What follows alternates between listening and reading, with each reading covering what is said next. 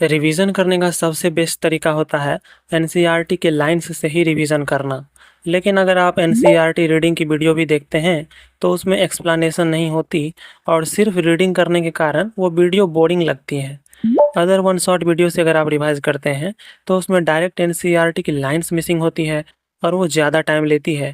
लेकिन इस वीडियो में एनसीईआरटी की सारे ही लाइन को कवर कर दिया गया है विथ एक्सप्लेनेशन, और इसमें कलरफुल नोट्स के साथ कम से कम टाइम में रिवाइज कराया गया है। इसलिए बस एक बार इस वीडियो को शुरू से लेकर एंड तक देख लेना और चैनल को सब्सक्राइब ज़रूर कर लेना, क्योंकि अगर ये वीडियो आपके फीड से मिस हुआ तो शायद मैं आपको दोबारा नहीं मिलूँगा। शुरू करते हैं cell cycle and cell division को। इसमें हम पढ़ेंगे माइटोसिस एंड मियोसिस को। मियोसिस में मियोसिस 1 एंड मियोसिस 2 होगा। तो ये सारे ही ऑर्गेनिज्म में होते हैं, चाहे वो बड़े भी हो, तो वो अपनी ज़िंदगी की शुरुआत एक ही सेल से करते हैं, सिंगल सेल से। ग्रोथ एंड रिप्रोडक्शन जो है कैरेक्टरिस्टिक है सारे ही सेल का और सारे ही लिविंग ऑर्गेनिज्म का। ऑल सेल्स जो होते हैं डिवाइड करते हैं और बनते हैं दो, मतलब कि दो डॉटर सेल बनाते हैं एक ही बार में। और जो नया डॉटर सेल बना है वो भी ग्रो करेगा और वो भी डिवाइड करेगा, जो कि फिर से न्यू सेल पॉपुलेशन को बनाएंगे। Growth and division of a single parental cell and its progeny. Cycle of growth and division से ही एक सिंगल सेल से बना सकते हैं मिलियंस ऑफ सेल्स को। जितने भी सेल डिवीजन हैं बहुत ही इम्पोर्टेंट प्रोसेस है और इसलिए वो सारे ही ऑर्गेनिज्म में होता है। इस डिवीजन के दौरान डीएनए का रेप्लिकेशन होता है, सेल का ग्रोथ भी होता है, और ये सारे प्रोसेसेस कोऑर्डिनेटेड वे में होते हैं। इसलिए होते हैं ताकि करेक्ट डिवीजन हो सके और प्रोजेनी जो है इंटैक्ट जीनोम्स के साथ बन सके। सेल साइकिल जो होता है सीक्वेंस ऑफ इवेंट होते हैं by which cell duplicates its genome, synthesise other cell constituent and eventually divide करते हैं एंड बनाते हैं टू डॉटर सेल्स को। सेल का जो ग्रोथ होता है, मतलब कि साइटोप्लाज्म का इंक्रीज, वो कॉन्टीन्यूअस है, लेकिन इसके बावजूद डीएनए का जो सिंथेसिस है सिर्फ एक स्पेसिफिक स्टेज में ही होता है। Replicated chromosome are distributed to the daughter nuclei under the genetic control. Typical eukaryote cell जो होते हैं ह्यूमन सेल्स के अंदर, वो 24 घंटे में एक बार डिवाइड करते हैं। ड्यूरेशन जो होता है वैरी करता है across the organism and cell type पे भी। तो ईस्ट का जो होता है वो 90 मिनट में ही हो जाता है। डिवाइड करता है टू बेसिक फेज में, इंटरफेज एंड एम फेज, जिसको हम माइटोसिस फेज कह रहे हैं। एम फेज जो होता है वो एक्चुअल सेल डिवीजन का स्टेज है। माइटोसिस जो कि सिर्फ 1 घंटे के लिए ही होता है। इंटरफेज जो होता है फेज होता है between two successive M phase, दो एम फेज के बीच का स्टेज, और वो 95% सेल साइकिल के ड्यूरेशन को लेता है। एम फेज जो होता है उसमें कैरियोकाइनेसिस होता है, मतलब न्यूक्लियर का डिवीजन, एंड फिर ख़त्म होता है यूजुअली साइटोकाइनेसिस से, मतलब कि साइटोप्लाज्म का डिवीजन। इंटरफेज का सब डिवीजन में पहला फेज है G1 फेज, जिसको गैप 1 फेज कह रहे हैं। वो interval between the mitosis and DNA replication. तो ये डीएनए रेप्लिकेशन का फेज एस फेज या माइटोसिस का एम फेज के बीच का फेज है। इसमें सेल जो होते हैं मेटाबॉलिकली एक्टिव होते हैं और कॉन्टीन्यूसली ग्रो करते रहते हैं, लेकिन इसमें फिर भी डीएनए का रेप्लिकेशन नहीं होता। एस फेज क्या है, तो इसमें डीएनए का सिंथेसिस होता है और रेप्लिकेशन होता है। इसमें क्रोमोसोम का नंबर भले ही सेम हो, मतलब 2n का 2n ही हो, लेकिन अमाउंट ऑफ डीएनए पर सेल डबल कर जाते हैं, 2c से 4c हो जाते हैं। तो ये कैसे हुआ, तो इसमें क्रोमोसोम भले ही एक हो लेकिन वो डबल मोटा हो जाता, इसलिए अमाउंट डबल हो रहा है। G2 फेज क्या होता है, तो इसमें प्रोटीन जो होते हैं सिंथेसाइज होते हैं ताकि माइटोसिस का प्रिपरेशन कर सके हो सके। सेल का ग्रोथ अभी भी चल ही रहा है। एनिमल सेल में क्या होता है कि उसमें एस फेज में, एनिमल सेल में ही डीएनए का रेप्लिकेशन न्यूक्लियस में होता है, लेकिन सेंट्रियोल का डुप्लीकेशन साइटोप्लाज्म में होता है। इंटरफेज क्या है, तो रेस्टिंग फेज है, लेकिन वो प्रिपेयर कर रहा है ताकि सेल का ग्रोथ हो और रेप्लिकेशन हो। क्विजेंट स्टेज, जिसको G0 फेज कह रहे हैं, सम एडल्ट सेल में होते हैं जो कि डिवाइड नहीं करते। एग्जाम्पल है heart cell. Many cell divide only occasionally, कभी कभी, to replace lost cell. Lost cell हुआ तब कभी कभी, ओकेजनली वो डिवाइड कर रहे हैं। ये तब होता है जब वो G1 फेज को एग्जिट कर जाते हैं और एंटर करते हैं एक इनएक्टिव स्टेज में, जिसको हम क्विजेंट स्टेट कह रहे हैं और जिसको G0 फेज भी कहते हैं। सेल इसमें मेटाबॉलिकली भले ही एक्टिव हो, लेकिन वो do not proliferate unless upon called. जब तक जरूरी नहीं होगा तब तक वो डिवाइड नहीं करेंगे। भले ये मेटाबॉलिक एक्टिव हो लेकिन फिर भी प्रोलिफरेट नहीं करते। एनिमल का जो माइटोसिस का फेज है वो सिर्फ डिप्लॉयड सोमैटिक सेल में ही दिखता है, लेकिन इसका एक्सेप्शन होता है हैप्लॉयड सेल में भी होता है, जिसका एग्जांपल है मेल हनी बीज। उसमें वो हैप्लॉयड ही होते हैं और वो माइटोसिस से ही अपना काम करते हैं। तो प्लांट का माइटोसिस में लेकिन वो बोथ हैप्लॉयड एंड डिप्लॉयड दोनों में होता है। अल्टरनेशन ऑफ जनरेशन एग्जिबिट करते हैं mitosis across various plant stage. Prophase से स्टार्ट करते हैं तो S phase and G2 phase के बाद आता है। इसमें न्यू डीएनए मॉलिक्यूल तो बन रहे हैं लेकिन वो फिर भी इंटरवाइंड हैं, मतलब उलझे हुए हैं। लेकिन इसका अब कंडेंसेशन ऑफ क्रोमोसोम हो रहा है ताकि वो कॉम्पैक्ट माइटोटिक क्रोमोसोम बन सके।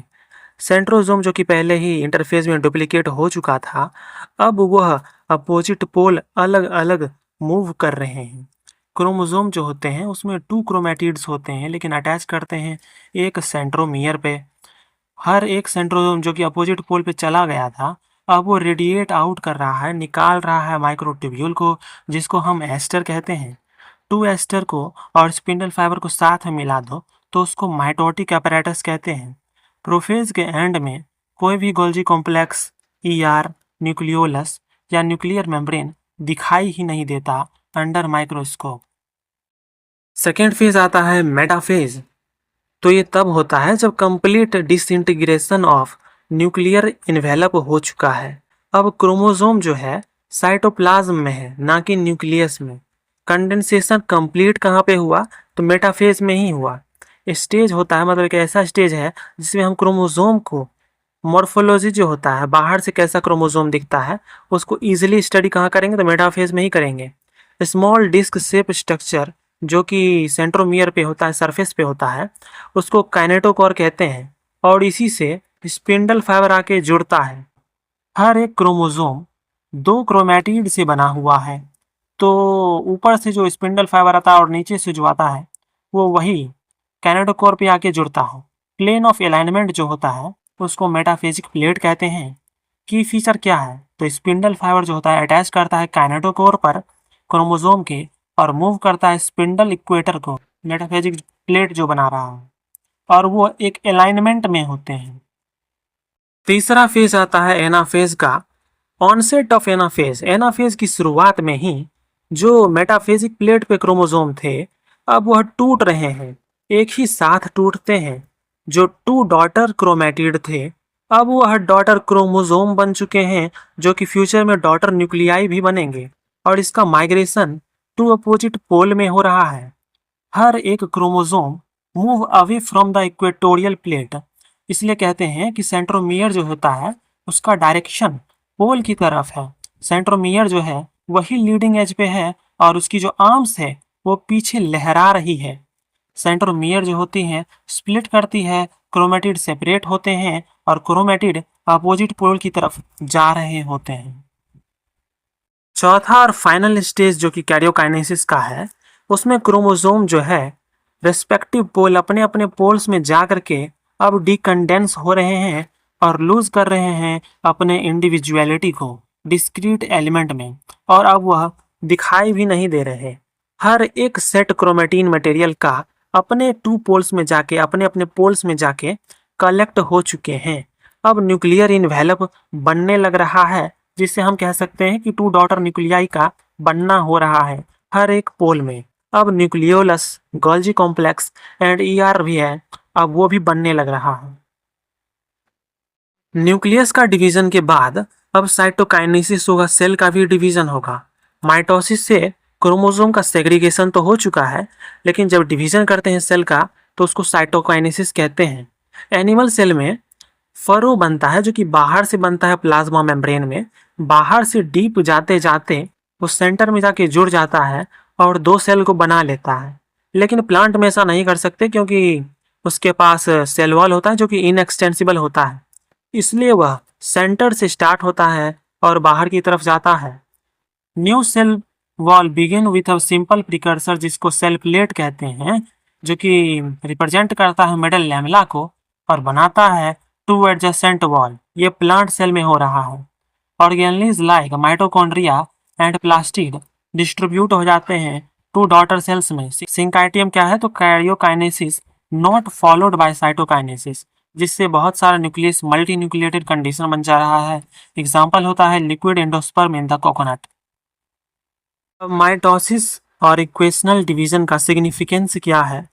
तो ये यूजुअली डिप्लॉयड सेल में ही होते हैं, लेकिन कुछ लोअर प्लांट या सोशल इंसेक्ट में हैप्लॉयड माइटोटिक डिवीजन में भी हो जा रहे हैं। Result in production of diploid daughter cell with identical genetic complement. Identical genetic complement बनाता है, इसलिए तो इसको इक्वेशनल डिवीजन भी कहते हैं। Growth of multi cellular organism is due to the mitosis continuous growth by the plant via meristematic tissue, जो कि एपिकल एंड लेटरल कैम्बियम उसमें हेल्प करता है। सेल ग्रोथ जो होता है वो न्यूक्लियोसाइटोप्लाज्मिक रेशियो को डिस्टर्ब कर दिया था, लेकिन सेल का डिवीजन रीस्टोर कर दिया न्यूक्लियोसाइटोप्लाज्मिक रेशियो को। इसका बहुत बड़ा महत्व सेल रिपेयर में भी जाता है, जैसे अपर एपिडर्मिस हो गया, गट लाइनिंग, ब्लड सेल का कॉन्स्टेंटली रिप्लेस कर देना। एनसीईआरटी का क्वेश्चन है, are you aware of some example जिसमें हैप्लॉयड एंड डिप्लॉयड में भी हो रहा है? मेल हनी बीज क्लासिक एग्जाम्पल है, जहाँ पे हैप्लॉयड सेल में भी माइटोसिस हो रहा है और डिप्लॉयड तो लगभग सभी में होता है। Identify plant species and stage at which mitosis is seen in the haploid cell from the alternation of generation. Mitosis अगर करते हैं हैप्लॉयड गैमीटोफाइट में, गैमीटोफाइट की स्टेज में। एग्जाम्पल है ब्रायोफाइट एंड टेरिडोफाइट, और वो बनाते हैं गैमीट्स को। किससे बनाते हैं? तो माइटोसिस से ही बनाते हैं। दूसरा प्रोसेस आता है मियोसिस का। इसमें बोलते हैं कि ऑफस्प्रिंग जब बनता है सेक्सुअल रिप्रोडक्शन से, तो फ्यूजन ऑफ टू गैमेट्स से बनते हैं, और गैमेट्स के पास complete haploid set of chromosome होता है। और गैमेट क्या सारे से बन जाएंगे? तो आंसर है नहीं। गैमेट स्पेशलाइज्ड डिप्लॉयड सेल से बनते हैं, और जिस प्रोसेस से बनते हैं उसको मियोसिस कहते हैं। उसमें उसका नंबर हाफ हो गया, मतलब कि हैप्लॉयड सेट ऑफ क्रोमोसोम कह रहे हैं। मियोसिस जो होता है इंश्योर करता है हैप्लॉयड फेज को in the life cycle of the sexually reproducing organism, और जो फर्टिलाइजेशन होता है दोबारा से डिप्लॉयड फेज को रीस्टोर कर देता है। और ये चीज़ें होती हैं गैमेटोजेनेसिस में in the plant and animal, ये मियोसिस का प्रोसेस। और की फीचर क्या है? तो इसमें न्यूक्लियर एंड सेल डिवीजन 2 बार होता है सीक्वेंस में, मियोसिस 1 एंड मियोसिस 2। लेकिन फिर भी डीएनए का रेप्लिकेशन सिर्फ एक बार होता है। मियोसिस 1 जो होता है उसमें पेरेंटल क्रोमोसोम रेप्लिकेट करके बनाते हैं सिस्टर क्रोमैटिड को, वही एस फेज में डीएनए का रेप्लिकेशन। और इसके बाद मियोसिस में ही आप आगे पढ़ेंगे पेयरिंग ऑफ होमोलोगस क्रोमोसोम भी होगा, रिकॉम्बिनेशन भी होगा नॉन सिस्टर क्रोमैटिड के बीच। और लास्ट में मियोसिस 2 के खत्म होने के बाद 4 हैप्लॉयड सेल बन जाएंगे। मियोटिक इवेंट जो होता है ब्रॉडली 2 मेजर सक्सेसिव डिवीजन में डिवाइडेड है, मियोसिस 1 एंड मियोसिस 2। मियोसिस 1 में प्रोफेज 1, मेटाफेज 1, एनाफेज 1, में टीलोफेज 1 होता है। मियोसिस में वही सेकेंड लग जाता है लास्ट में। मियोसिस 1 का प्रोफेज 1 में, जिसको 5 फेज में डिवाइड किया गया, कहते हैं कि प्रोफेज 1 जो है वो टिपिकली लॉन्गर होता है, ज़्यादा कॉम्प्लेक्स होता है माइटोसिस के प्रोफेज से। पहला इसमें पढ़ते हैं लेप्टोटीन, जिसमें क्रोमोसोम ग्रेजुअली विजिबल हो रहे हैं लाइट माइक्रोस्कोप के अंदर, और क्रोमोसोम जो होते हैं उसका कॉम्पैक्शन हो ही रहा है। सेकेंड पढ़ते हैं जाइगोटीन, क्रोमोसोम का पेयरिंग हो चुका है, जिसको साइनेप्सिस कहते हैं, और पेयर्ड फॉर्म को हम होमोलोगस क्रोमोसोम कहते हैं। साइनेप्टियोनिमल कॉम्प्लेक्स फॉर्म करता है, और इस फॉर्म को बाइवेलेंट या टेट्राड कहते हैं। थर्ड प्रोसेस होता है पैकिटीन, जिसमें वो 4 क्रोमेटिड वाले वही टेट्राड जो होते हैं अब अलग से डिस्टिंक्ट हो चुके हैं, अब अच्छे से दिख रहे हैं। रिकॉम्बिनेशन नोड्यूल इसी में बनता है पैकिटीन में, और क्रॉसिंग ओवर होता है रिकॉम्बिनेज एंजाइम की हेल्प से। डिप्लोटीन स्टेज में रिकॉग्नाइज होता है जब डिसोल्यूशन होता है साइनेप्टोनिमल कॉम्प्लेक्स का। रिकॉम्बाइंड होमोलोगस क्रोमोसोम जो होते हैं अब वो अलग होना चाहते हैं, लेकिन क्रॉसओवर साइट पे नहीं हो पाते, और उस फॉर्म को कहते हैं एक्स शेप्ड स्ट्रक्चर को कहते हैं कायास्मेटा। बाकी हर जगह से तो निकल गए, क्रॉसिंग ओवर से नहीं निकल पाए और उस एक्सेप्ट स्ट्रक्चर को कायास्माटा कहते हैं। oocyte ऑफ सम वर्टिब्रेट्स में या तो मंथ्स या तो ईयर्स तक ऐसे ही रहते हैं। Diakinesis stage marked by the terminalisation of chiasmata. जो कायास्माटा था अब वो भी निकल चुका है, वो भी अलग हो चुका है। क्रोमोसोम फुल्ली कंडेंस्ड हो चुके हैं, मियोटिक स्पिंडल असेंबल हो चुके हैं प्रिपेयर करने के लिए होमोलोगस क्रोमोसोम का सेपरेशन के लिए। न्यूक्लियोलस डिसअपियर हो चुका है, न्यूक्लियर एनवेलप ब्रेक डाउन हो चुके हैं, जो कि अब ट्रांजिशन को दिखा रहा है। नेक्स्ट प्रोसेस होगा मेटाफेज। मेटाफेज 1, इसमें बाइवेलेंट क्रोमोसोम अलाइन करते हैं और बनाते हैं इक्वेटोरियल प्लेट को। माइक्रोट्यूब्यूल जो होते हैं अपोजिट स्पिंडल पोल्स से अटैच करते हैं kinetochore of the homologous chromosome. Anaphase 1 में होमोलोगस क्रोम अलग हो रहे हैं और सिस्टर क्रोमेटिड नहीं हो रहा है, वो आपस में जुड़ा हुआ ही है सेंट्रोमियर से। यहाँ पे होमोलोगस क्रोमोसोम अलग हो रहे हैं। एनाफेज माइटोसिस का वहाँ पे सिस्टर क्रोमेटिड ही टूट के अलग हो जा रहे थे। टीलोफेज 1, इसमें न्यूक्लियर मेम्ब्रेन एंड न्यूक्लियोलस जो होते हैं वापस से आ चुके हैं और उसके बाद साइटोकाइनेसिस भी हो जाएगा, जिसके कारण डायड ऑफ सेल बन जाएंगे। इंटरकाइनेसिस क्या होता है? तो ये एक ब्रेक के जैसा होता है, stage between the division meiosis 1 and meiosis 2 के बीच जो ब्रेक होगा उसको इंटरकाइनेसिस कह रहे हैं, जो कि शॉर्ट लिव्ड होंगे, कम समय के लिए होंगे और इसमें कोई भी डीएनए रेप्लिकेशन नहीं होगा। मियोसिस 2 जो होता है ये साइटोकाइनेसिस के इमीडिएटली ही शुरू हो जाता है। ऐसा कहते हैं कि क्रोमोसोम फुल्ली तरीके से इलोंगेट भी नहीं हुआ और ये शुरू हो गया। In contrast to meiosis 1, meiosis 2 जो होता है वो माइटोसिस की तरह दिखता है। मियोसिस 1 तो अलग ही लग रहा था। इसमें प्रोफेज 2 जो होता है इसमें न्यूक्लियर मेम्ब्रेन डिसअपियर हो चुके हैं, क्रोमोसोम कॉम्पैक्ट हो चुके हैं। मेटाफेज 2 जो होता है उसमें क्रोमोसोम अलाइन कर चुके हैं इक्वेटर पर। माइक्रोट्यूब्यूल जो होते हैं अपोजिट पोल से अटैच हो चुके हैं काइनेटोकोर पर सिस्टर क्रोमैटिड के। एनाफेज 2 जो है तो वो एनाफेज माइटोसिस के जैसा ही टूटने लगता है। उसमें स्प्लिटिंग होती है सेंट्रोमियर की, जो कि अलाउ करता है सिस्टर क्रोमैटिड को अलग अलग पोल पे जाने के लिए। टीलोफेज 2 में enclosed by the nuclear envelope, कि ये न्यूक्लियर इन्वेलप से जुड़ा हुआ है। साइटोकाइनेसिस रिजल्ट करता है और बनाता है टेट्राड ऑफ सेल, जिसी की बात कर रहा था, और इससे बनते हैं 4 हैप्लॉइड डॉटर सेल। सिग्निफिकेंस क्या है मियोसिस का? तो ये क्रोमोसोम नंबर एक स्पीसीज में बनाए रखने का काम करता है। ये एक पैराडॉक्स ही तो है। पैराडॉक्स मतलब विरोधाभास। ये एक पैराडॉक्स ही तो है कि हमको मेंटेन भी करना है, लेकिन मेंटेन करने के लिए हमको उसको आधा करना पड़ रहा है, रिडक्शन करना पड़ रहा है, ताकि वो जब फर्टिलाइज करेंगे तो मिल के बना लेंगे ऑफस्प्रिंग, जिसके क्रोमोसोम नंबर स्पीसीज में सेम रहेंगे। और ये जेनेटिक वेरिएबिलिटी को भी प्रमोट करता है, जिससे जनरेशन बाय जनरेशन वेरिएशन होती है, जो कि इवोल्यूशन में हेल्प करता है। इसको आप इस चैप्टर की समरी समझ सकते हैं, जिसमें माइटोसिस का लास्ट में जब डॉटर सेल बन रहा है जिसका क्रोमोसोम नंबर सेम ही है और डीएनए का क्वांटिटी भी सेम ही है, लेकिन मियोसिस में गैमेट बनता है जिसका क्रोमोसोम नंबर लास्ट में आधा हो जाता है और डीएनए का क्वांटिटी भी आधा है, क्योंकि तो ये भी आधा हो जाता है।